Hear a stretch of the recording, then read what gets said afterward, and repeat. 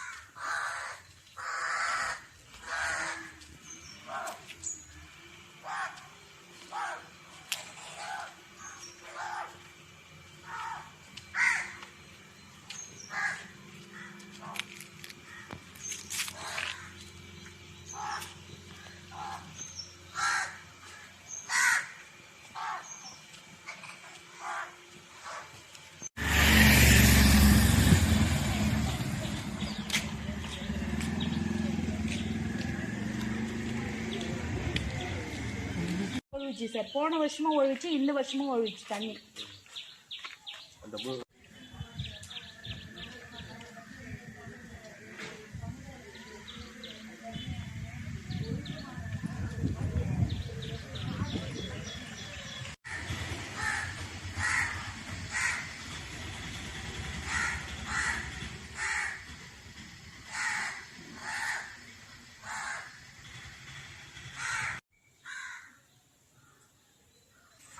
என் பேர் குமுதா. நான் காணியம்பக்கம் கிராமத்தில் வசிக்கிறேன். இங்கே காணியம்பக்கம் பிரைமரி ஸ்கூலில் பார்த்தீங்கன்னா விளையாட்டு திடல் அமைக்கப்பட்டது அப்படின்னு 1,00,000 ரூபாய் எஸ்டிமேட் போட்டு போர்டு பெயர் பலகை எழுதியிருக்காங்க. இதுக்காக நாங்கள் 3 பேர்கிட்ட மனு கொடுத்துருக்கோம். 3 மாசத்துக்கு மேலே ஆயிடுச்சு. எந்த ஒரு பதிலுமே எங்களுக்கு கிடைக்கல. இப்போ அந்த 1,00,000 ரூபாய் வேலை இங்க நடக்கவில்லை. இது பிள்ளைகளுக்கு கிடைக்க வேண்டிய ஒரு நீதி. இந்த வளரும் தலைமுறை நிம்மதியா விளையாடணும், சந்தோஷமா இருக்கணும்ன்றதுக்கு தான் இந்த கிரவுண்டை ரெடி பண்ணி கொடுக்க சொல்லி நாங்கள் கேட்டிருந்தோம். ஆனா எந்த ஒரு பலனுமே கிடைக்கல. இது பிள்ளைங்களுக்கு எதிர்காலத்துக்கு இந்த கிரவுண்ட் ரெடியானா மட்டும்தான் அவங்களுக்கு எதனா ஒரு வாய்ப்பு கிடைக்கும். இந்த வீடியோ மூலமா எனக்கு என்ன பண்ணிருக்காங்க? அந்த கிரவுண்ட் எதுவுமே பண்ணல. கொஞ்சோண்டு சிமெண்ட் மட்டும் ஊத்தி அது ஒரு கணக்கு கட்டிருக்காங்க. அதோடைய வேல்யூ எவ்வளவு இருக்குன்னு பாத்தீங்கன்னா 2,000 ரூபாய் தான் இருக்கும். இப்போ கிரவுண்ட் எதுவுமே ரெடி பண்ணல. அதுக்குரிய அமௌண்ட்டும் முடிஞ்சிடுச்சுன்னு அவங்க கணக்கு காட்டி வாங்கிட்டு இருப்பாங்க. இப்போ அடுத்த வருஷம் அடுத்த முதலமைச்சர் அடுத்த ஆட்சியாளர்கள் வரும் வர இந்த பிள்ளைங்க இந்த சேத்துலயும், அதாவது மழை நேரத்துல ரொம்ப கஷ்டப்படுவாங்க. இது கல்லுலாம் நிறைய இருக்கும் அந்த இடத்துல, பிள்ளைங்களுக்கு காலில் குத்தும். அதனால அந்த பிளே கிரவுண்ட் மட்டும் கொஞ்சம் ரெடி பண்ணி கொடுத்தா எங்களுக்கு நல்லா இருக்கும். அதுக்காக தான் இந்த வீடியோ போட்டேன் நான்.